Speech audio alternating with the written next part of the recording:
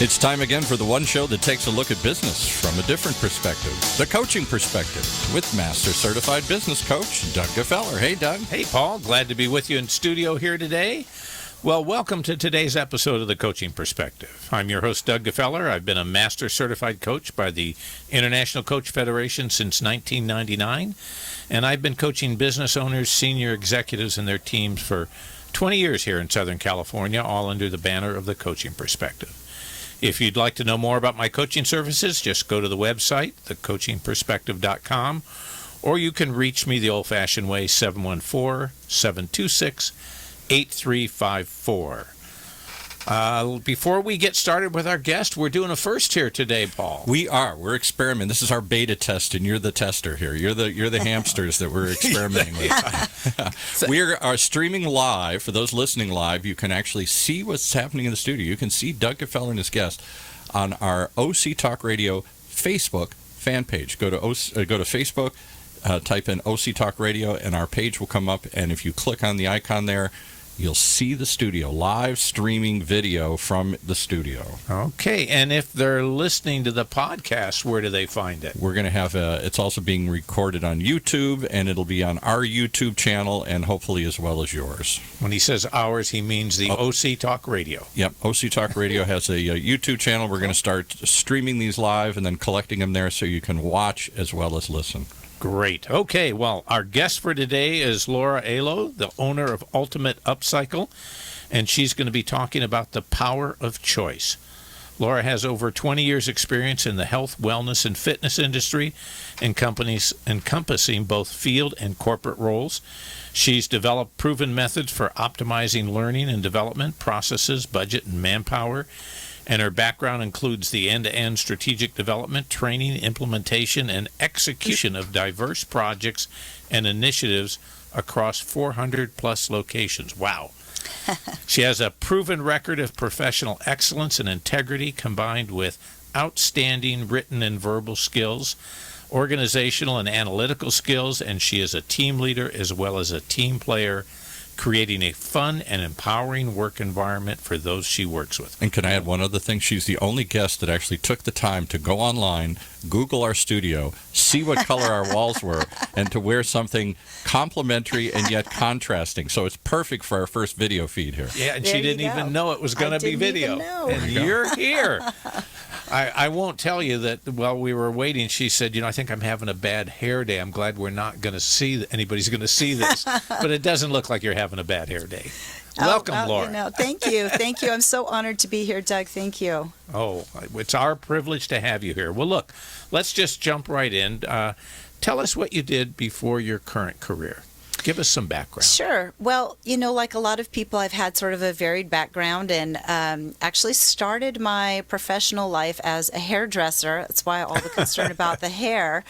And found very quickly that was sort of not my real calling.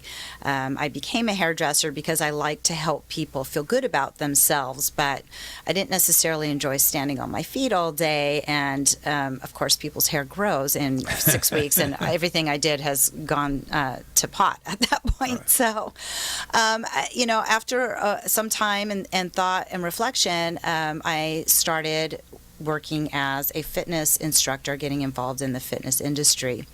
I had 2 very young children, and it was a perfect sort of part-time job, and you get paid to work out, and I just really loved it, and it helped me build on that passion to really help people be the best version of themselves. And I love all of the inner strength as well as outer strength that you can really gain from being fit and healthy. And as time progressed and I went back to work full-time, I became involved in one of the largest gym chains in the country and was working for them at a corporate level, and that's where all of that fun experience you were talking about came into play. And teams. Leading teams, and I really loved that, actually. Being in that corporate life was something that I didn't really think was possible for me, honestly. I didn't go to college like all of my friends had gone to, and we'll talk a little bit more about that later. But I really kind of came in through the back door and worked my way up, and I was very proud of that. But as we all know, not everything lasts. And as my company was sold and reorganizations happen, I found myself sort of looking for the next phase in my life. And that's where I ended up in the coaching world. Okay, wonderful. Well, nobody starts out. I have not yet met anybody that started out in coaching. I mean, I'm sure somebody out there did. If you're listening, call me. We'll interview you. You'll be the first. We want to know. The rest of us have all come to coaching by some circuitous path one way or another. Yeah. So tell us about your coaching. What attracted you to coaching? Well, in my life in the fitness world, which I'm still involved in, still teach group fitness classes every day, I found that there were a lot of people that had underlying issues beyond just, I want to be fit, and particularly people that maybe had health or weight issues that they couldn't seem to get on top of. And I really wanted to have an avenue that I could work more deeply with those people to really uncover what those blocks were so that they could attain the sort of vitality that they were looking for in their lives. Okay. And your coaching training, where did you get that? So initially I went through Well Coaches, which is a fantastic coaching training program, and they require that anybody that's going through this training must be already have a health or fitness background, because their training platform isn't about teaching you how to work with people on health-related issues. Their expectation is that you already have that understanding and background. And so they really are coming at it from the general coaching platform, which is let's question, let's dig, let's find out what the things are underneath the issues, and then we can start to direct towards solutions and help people uncover what it is that they are really sort of sitting underneath that's keeping them from where they want to be. Okay. Out of curiosity, is Well Coaching a local Southern California organization? National? What? It's national. It's actually international. In fact, one of my colleagues that was in my study group was from Portugal. So you can imagine arranging those conference calls was interesting. But yes, they're the only American College of Sports Medicine endorsed program. So that's sort of the gold standard in the fitness and health industry. Okay. And they definitely provide continuing education for ICF and other international coaching accredited courses. So they really do have a very high standard for what they're looking for in their coaches and in their training programs. Okay, wonderful.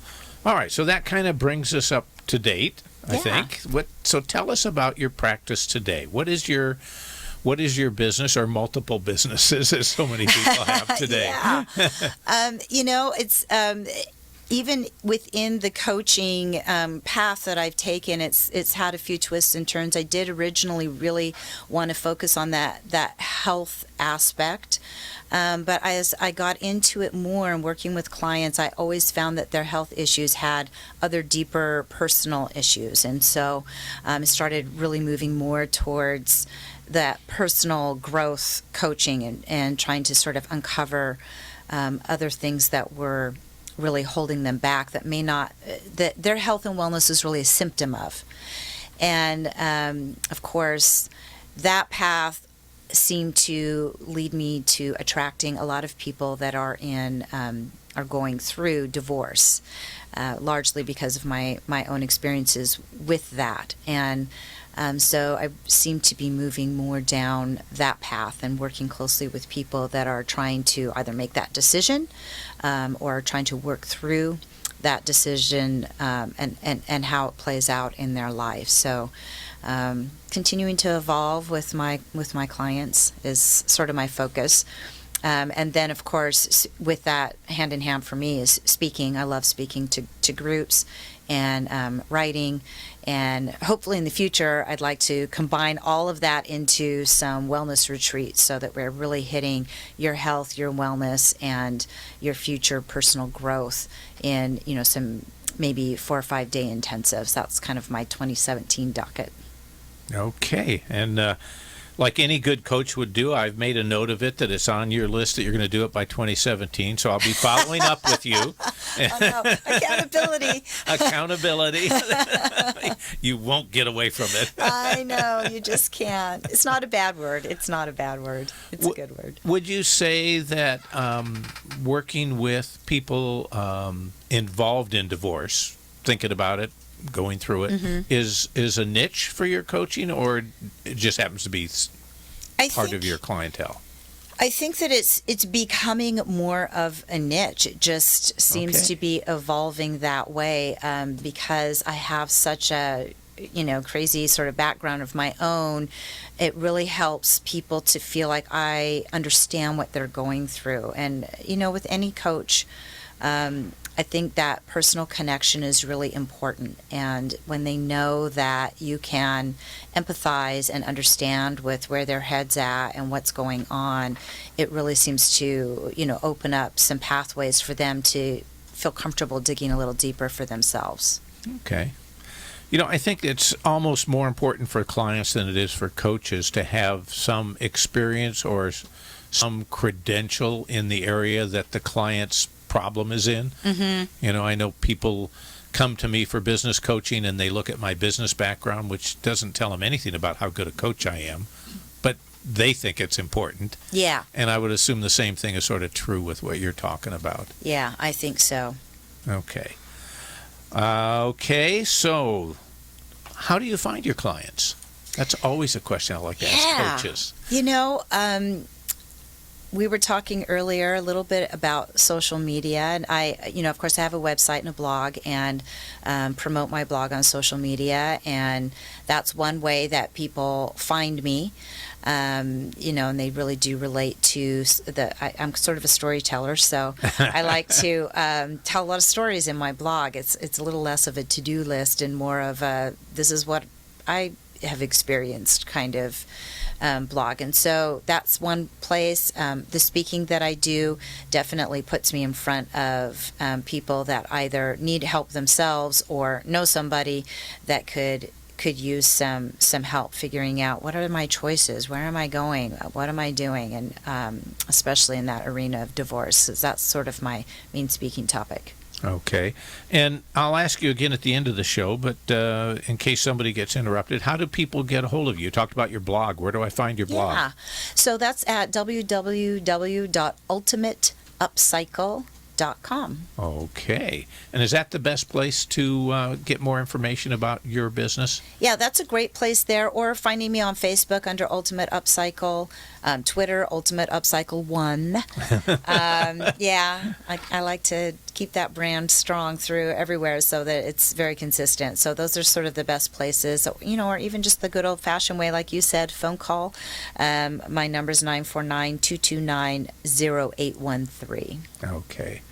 And I can't wait any longer. You got to tell the story. Ultimate Upcycle. I was curious, where did upcycle, which is sort of a strange word, where did that come from as a name for your business? Yeah, it's it's kind of one of those trendy words, I guess, but I love the idea of it because the true meaning is really taking something that's already good and making it great. And my philosophy really is that you don't need to be a new you. You don't need to be something different than what you are. Everything that's gone on in your life has made you who you are. So pull those lessons out and just elevate yourself to that next level. And so it's still you, just even better. I love it. I love it that as you sort of recreate yourself, you're not throwing out everything old. Right. You're just fine-tuning, adding the seasoning to the secret sauce to the hamburger. Exactly. Exactly. Great. Okay. Let's see. That sort of discusses your business. Yeah. We've asked every guest we've had on the show this question. Never had a duplicate yet. What is your guiding principle? What is it that you hold on to that keeps you solid no matter what's going on in your life? It's definitely that no one ever has to walk in your shoes except you. Okay, you want to explain that? Yeah, I do, because I feel that it's so important to listen to your gut, trust your gut. And so many times in your life, when things are going on, good and bad, people will try to tell you, you should do this, you should do that. But the truth is that they will never have to live with the consequences of whatever choices you make in the way that you will. And so if you ignore your gut reaction and your instincts and try to, comply with what other people think you should do, you're going to end up walking someone else's journey. And it's so important to really think about what kind of consequences are you going to have to deal with for the choices that you make. Any example in your life where you've really applied this that you want to share with us? I've got $1 million. Well, let me check the time there. A little less than $1 million will do. Maybe less than $1 million. Yeah. So, one of the things that I talk about, when I'm out speaking to groups and things is, my background. I grew up in a very religious family, and which I think is great. Wonderful values and principles behind that. But there were some things that I sort of questioned or maybe didn't understand. But I sort of ignored those things, and that put me on a path of, not going to college even though I wanted to, because that was sort of a discouraged thing. You're supposed to really devote yourself religiously. Marrying somebody that really was not the right person for me. Staying in a marriage with that person because, I felt like I had to. And all along the way, I felt like I didn't have a choice in these things, and I ignored my own gut instinct, and yet it had these really incredible, good and bad downstream effects for not paying attention to what was important to me, not paying attention to what was really should be my journey. And so I just feel very passionate about making sure that people understand no matter how much you think you don't have a choice, you do. And when you make those choices, that's what's going to affect your journey. And that's what's going to affect how you live your life and what your life looks like in the end. And, it's never too late to course correct, but wouldn't it be so much nicer if we didn't have to do quite as much course correction along the way, or quite as drastic course correction sometimes? Okay, interesting. Well, again, not a guiding principle we've heard before. So you've kept our record intact. Thank you, Laura. Well, look, I see the producer kind of waving at me. We're going to take a quick commercial break, and then we'll be right back. And given that we're streaming live, we can wave at everybody, too, Hi, Mom.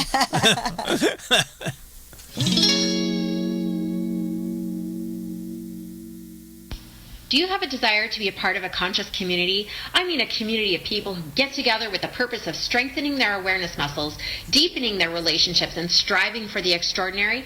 Check out how to get started at productivelearning.com.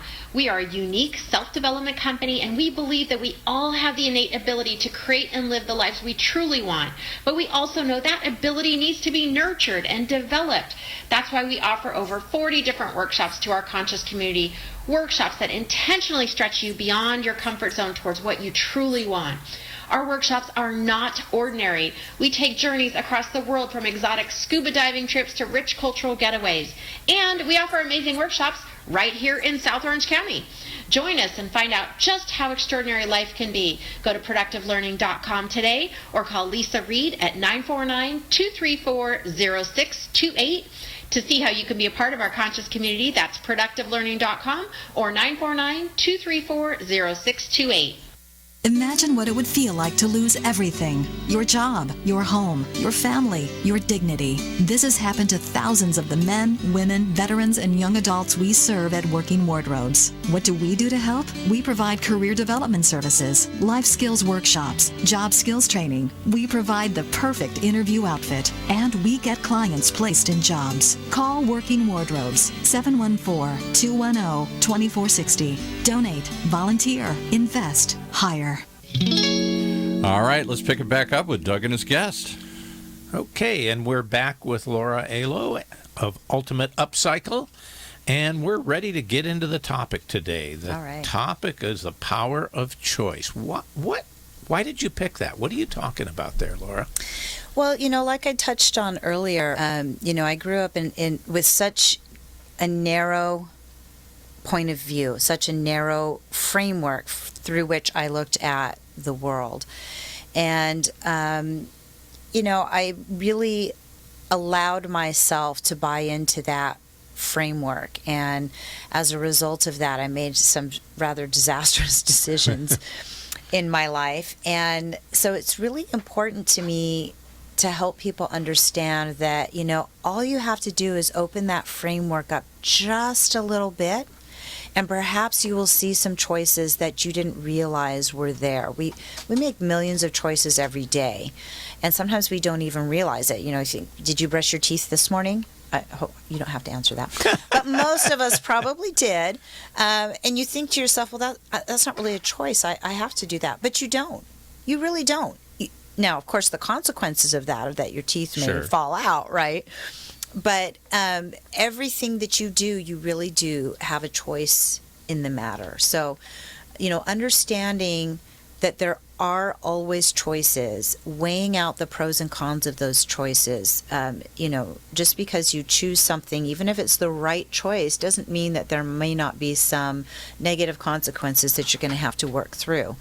But I really want people to take a closer look, and that's what I am super passionate about working with a lot of my clients about. They feel sometimes like they're backed in a corner and they just have to do XYZ.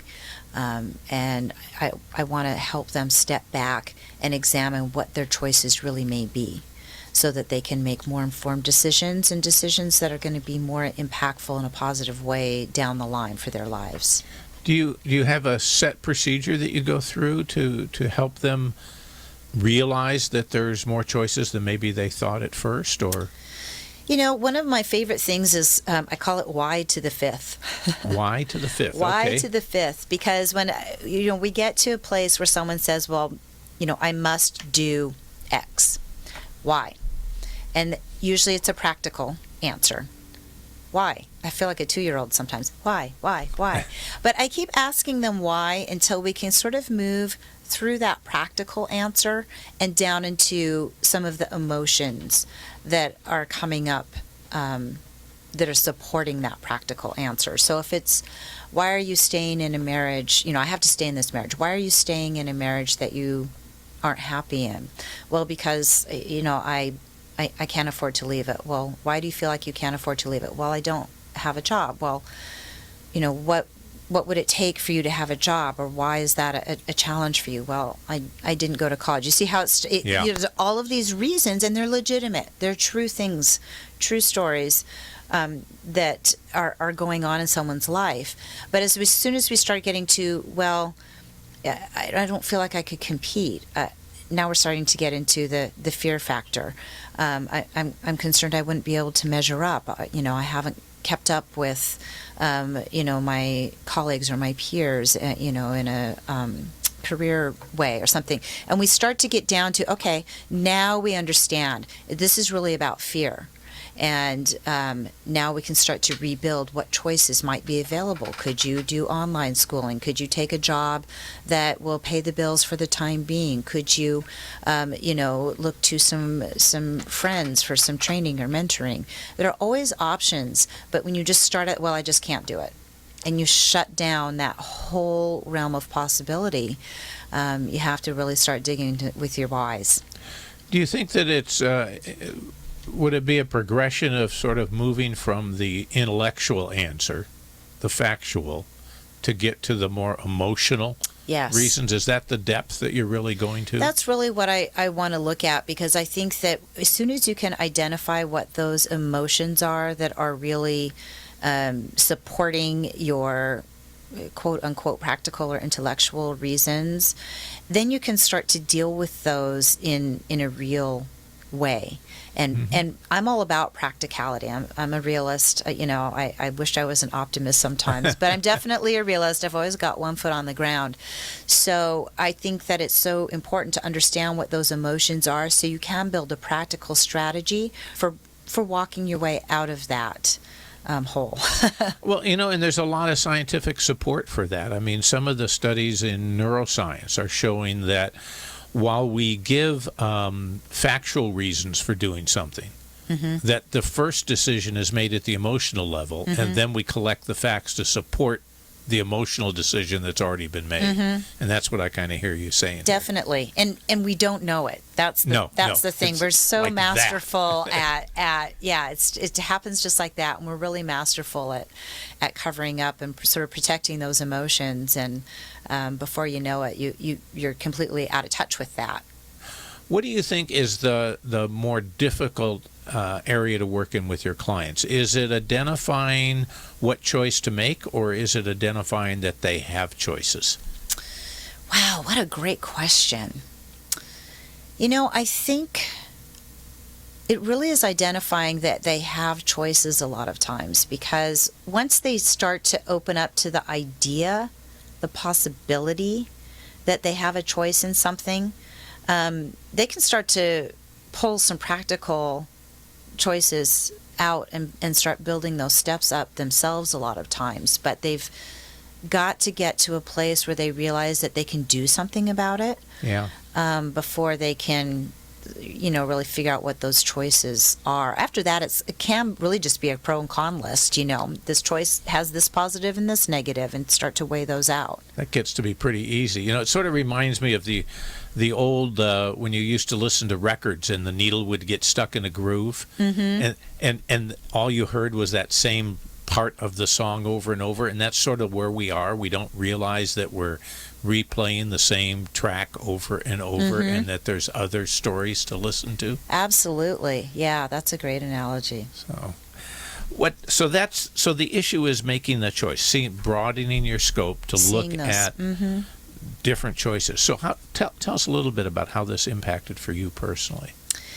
Well, I think that initially I really sort of let myself play that victim role. I hate to say that, but and that's what kept me in that place of feeling like I didn't have any choices. And I had to really come to an understanding about what was my responsibility in all of this, and take the word blame and fault out of the picture, and just understand I made some of these decisions that put me in line for some of the things that happened to me. So it wasn't really, writing off someone else's part to play in it. Right. But it was really taking responsibility for the fact that I did make these decisions. I made these decisions even though I could have made a different decision. And that's when it started dawning on me that I had some choices. I just didn't want to look at the choices. Sometimes that's, I think, when people go around asking everyone, what should I do? What should I do? They know what to do. They just don't like the answer. And that's, I think, for myself, I knew that I could make another decision, but I didn't like what the potential consequences were. So I pretended to myself that I didn't have a choice in the matter, and I just had to proceed down this road, like it or not. And come all these decisions later, when I start realizing I had a choice, now it's a lot more challenging. There are a lot more strings attached to the decisions that I have to make to sort of course correct. But that was really, I think, for me, was understanding the role that I played in it, and then figuring out that meant I did have choices in the matter. Well, and I like the fact that you said you need to stop blaming yourself for the choices you've made, because so many times we make choices that when we look back on them, we can say that was the wrong choice. But at the time, given the information we had, given the ability we had to look at things, it may have been the right choice or the best choice given the circumstances. Right, or the information you had at the time. Or the information we had at the time. So rather than blaming ourselves about it, it's a matter of looking at it and going, well, now I'm more educated. Now I have more data. Now I have more information. Yeah. That's what I hear you saying. Is that? Definitely. I think one of the biggest bridges, or gaps rather, that need to be bridged between where you are and where you want to be is allowing yourself to acknowledge that, okay, that maybe wasn't the best thing that I did at the time, but having that self-compassion to say, I made the choices that I felt were right or that I felt like I had at the time, and now I know better, so I'm going to do better. And then you can really move forward and start crafting more of a life that you really want to live, or that you're happy to live. And I always tell people, it's like when you're a baby, you don't scold somebody that's an infant for crawling, because that's how they learn to then slowly stand up and then cruise along the furniture, and then they can walk. Of course, we don't crawl around now. That's because we know how to walk now. But at that point in time, we didn't know. Best choice available. Best choice available. Yeah. Exactly. Okay. You're kind of passionate about this topic. Did you pick up on that? Yes, I did. Just a little bit. So Yeah. how does it play into what you are doing? I know you've talked about a book. I want you to talk a little bit about that. You talk about speeches. What do you talk about? Tell us how you're getting this message out. I mean, you sort of strike me as you're on a crusade here. I'm on a crusade. I really am. Of course, we all have to learn from, our own decisions, and whether they're good decisions or bad decisions. But where possible, if you can learn from somebody else's foul ups, what a gift, right?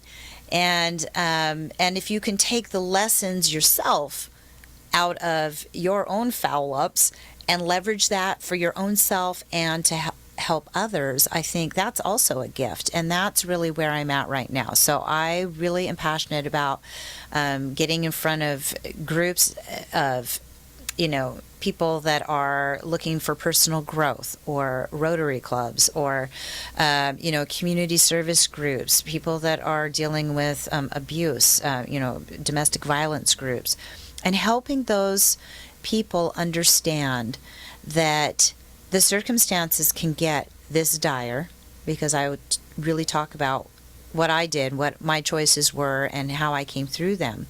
Because not only can the circumstances be that dire, where you are starting with nothing, but they can also come out on the other side of that stronger, smarter, and more emotionally evolved than before they went in. And so I really love to try to help people, make good decisions. If they're heading into a divorce in particular is something that I'm passionate about, but just any decision really. How do you weigh out those choices? How do you find out if you have some choices that maybe you don't think that you have? So that's really what I talk about. And the book that I'm writing is in particular regarding divorce, and I really talk a lot about what it takes to, do I really want to make this decision? To, I've gone all the way through it. What are the practical steps? What are the emotional steps? What do I need to do to get from that, I think I might have to do this, to I'm through it and I'm on the other side? Because I didn't really have that. And so I'm really passionate about giving sort of a little bit of a blueprint for people. A workbook, yeah. Some ideas, somewhere to start. Put it all in one place, because it can be really overwhelming when you are so emotionally invested in this decision, and everything you look at, you're trying to gather information, you're talking to people. It's a lot. So it's kind of nice to be able to just sit down. This will be a quick and easy read with some exercises in each part of the book, so that they can assess where they are, what they need to be thinking about, how they can prepare before they proceed, so that they sort of have a game plan in mind, and that's going to help them get through it. I don't see this process as you're talking about it, this sort of series of questions guiding you through opening up the field of options and then evaluating them. I don't see it being limited to just divorce at all. I mean, you mentioned a number of other sort of emotional situations that this would also apply in. Yeah, that's kind of my, I would say my touchstone, or my cornerstone, partly because of my own experience with it. Okay. But I like to use that as just an example of, again, this is how bad something can be. Could be your career. It could be another relationship in your life, or maybe it's, a situation you're dealing with your family or family member. But that's just sort of my take on it right now, is what I'm really speaking on and writing about. But I definitely think that there's so much opportunity out there for people to try to, uncover what choices they have in their lives and how they can, make better choices or more informed choices. Now, obviously, the best choice they could make would be to hire you as a coach to help you walk them through this. So that's a given. But you have any tips for our audience as to what steps they might go through to get themselves ready to deal with making choices? One of the things that became just a lifesaver for me is meditation.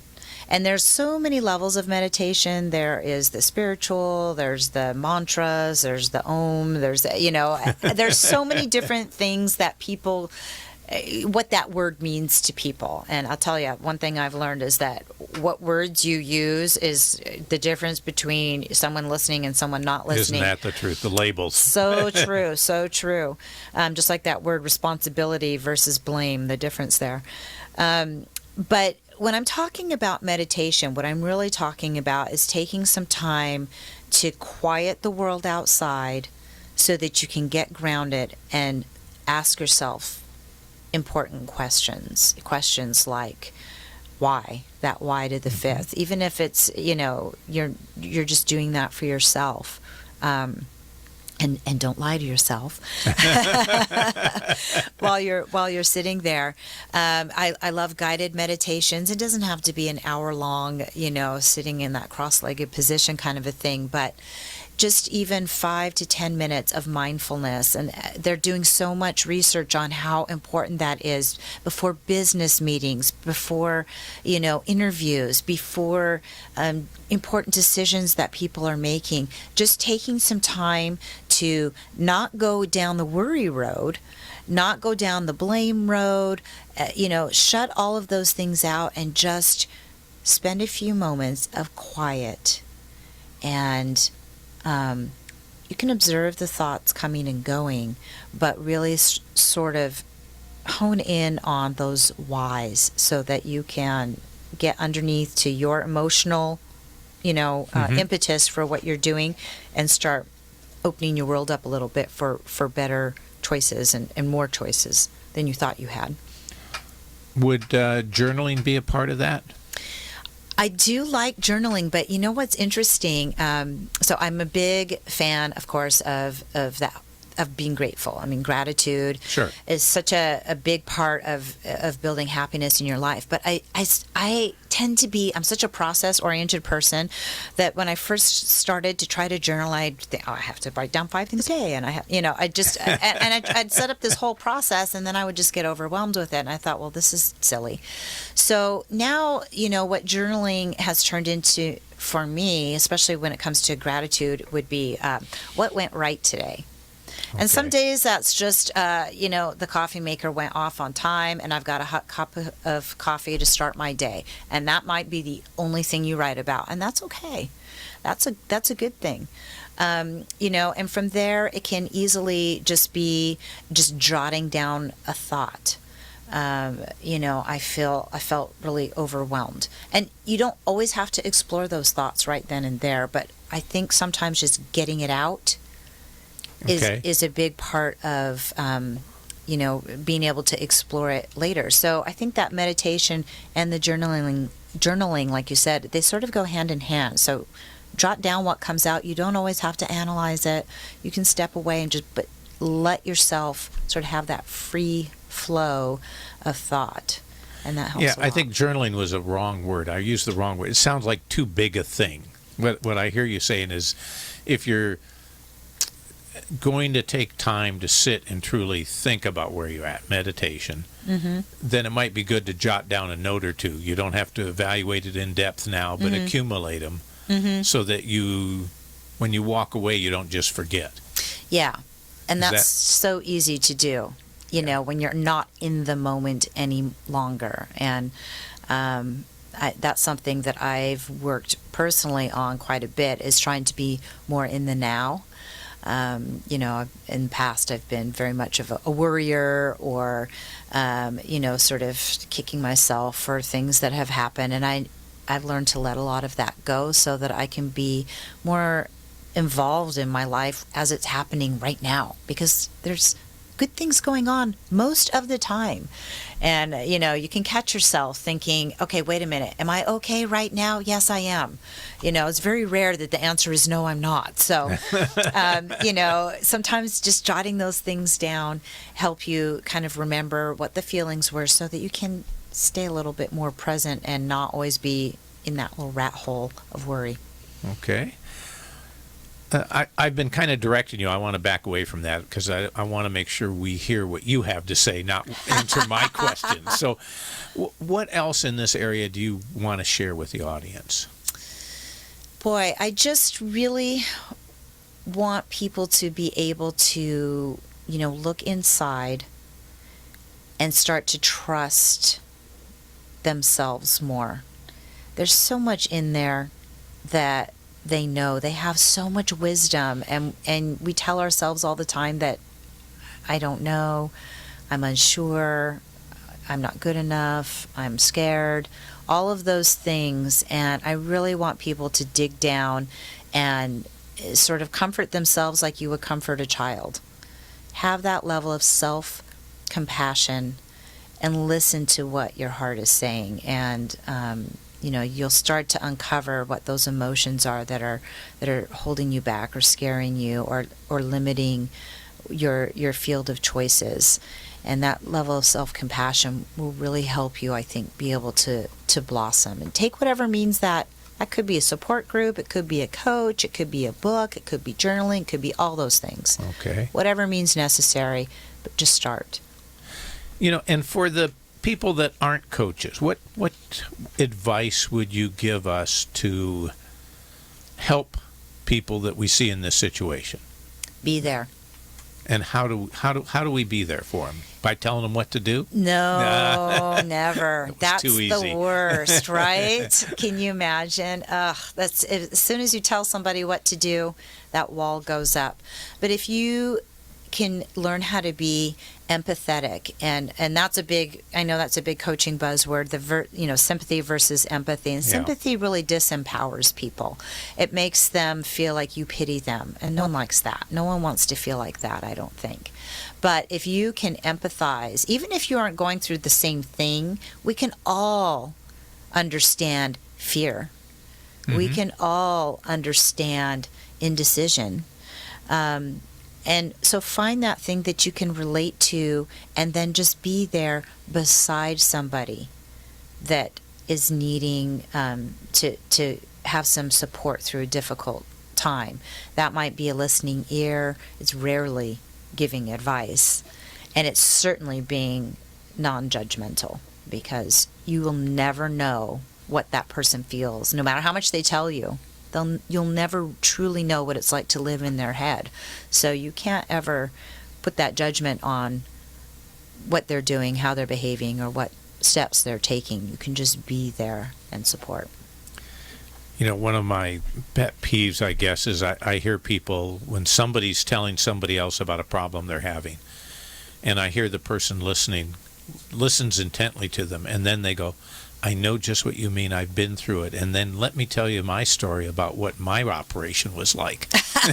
Yeah. Like, I'm not interested in your operation. Yeah. This is about my pain. Yeah. Yeah. I would agree. It's always, of course, one of the big, concepts behind coaching is to question people, not pepper them. It's not an interrogation, but have a true curiosity about what somebody is feeling and what's going through their mind. And your curiosity, genuine curiosity, is going to feel like a warm blanket to that person in the shivering cold. So, really don't listen to respond, listen to listen. And be curious about what somebody's going through. And, if they want your example, feel free to share that. But, otherwise, I think that's such a great point. It needs to be about them, and that's what true support is. Well, that's great advice for all of us, and whether we're coaching or not coaching. Exactly. Yeah. Well, look, as we're getting close to wrapping up here, anything else you want to share that you didn't get a chance to? Boy, well, if you're out there listening and you have more questions, I'd love to talk to you about it. I really do have such a passion for, working side by side. Sometimes I hate the word help because that just, it's a little bit, I don't know. It's more working with you to help you. There, I said it. But to untangle some of the things that feel like they're tangled up in your life. So, I definitely invite people to contact me. I'm more than happy to do just a free 30-minute coaching call with people, just to find out, is coaching right for you? Do you even understand what it is? Sometimes people don't really know what coaching is all about. So it's a little bit of, education there, or would this be the right fit, or could I refer you to somebody that might be a better fit? But if you feel like you want some sort of guidance, reach out to me, or to another coach, or somewhere. I'd love to talk to you. And if you are an organization that is looking for somebody to speak on some of these topics, I'm always willing. Okay, and once again, how do people get a hold of you? So you can find me on my website is ultimateupcycle.com. Same Facebook, Ultimate Upcycle, or Twitter. Reaching out any of those ways is a fantastic way to get in touch with me. Or email, just Laura@ultimateupcycle.com is a great way. Oh, you make it so easy. I try. Simpler the better, right? So, last question. What's your definition of coaching? Wow, I love that. I would definitely feel that coaching is, you have the answers, but I have the questions. The client has the answers. The client has the coach answers. has the questions. They don't think they do a lot of times, and that's, I think, where people get confused sometimes with coaching. Their expectation is that I'm going to lay out for them what they should be doing. But the truth is I could do that all day long, and it's not going to stick because it's not coming from the client. So they have that answer. My job is to find the right questions to pull those answers out. And, even as I heard you talk about your book, which I'm anxious to read when it's done, but I didn't get the sense that you were writing a book that is a how-to. This has got the answers to all of your problems about how to get through your divorce. But it was a guide of things you should consider. Yes. These are some great points for you to think through and plan for. And, I definitely want to make sure that people understand every single person is different. Every situation is different. And so there are always going to be some differences in the way that you handle things. But this is a starting point. Great. Well, I look forward to seeing the book. I look forward to having you back on the show when your book's done. Oh, I'd love to come back. Talk to us about it. For sure. Well, look, thank you very much for being with us today, and welcome to the Coaching Perspective radio show business community. Oh, thank you so much, Doug. I appreciate it. I loved it. It's been fun. Well, look, if you're listening to our podcast, then thank you for visiting our website, thecoachingperspective.com, and be sure to check out our archives for other shows with great guests. And speaking of guests, if you'd like to be on the show, we're always looking for coaches, CEOs, HR professionals to interview. Anybody interesting, just send me an email, doug@thecoachingperspective.com. Well, we're going to be dark next week, the 28th. I have not the 28th, the 21st. I have a conflict, but on the 28th, we'll have Justin McIntry from Vanguard University, who's going to be with us, talking about telling your story. Well, this is Doug Gefeller. I hope you've enjoyed the show today, that the discussion has provided you with new ideas and information that you can put to use immediately to identify and achieve your goals and make good choices. Have a great evening.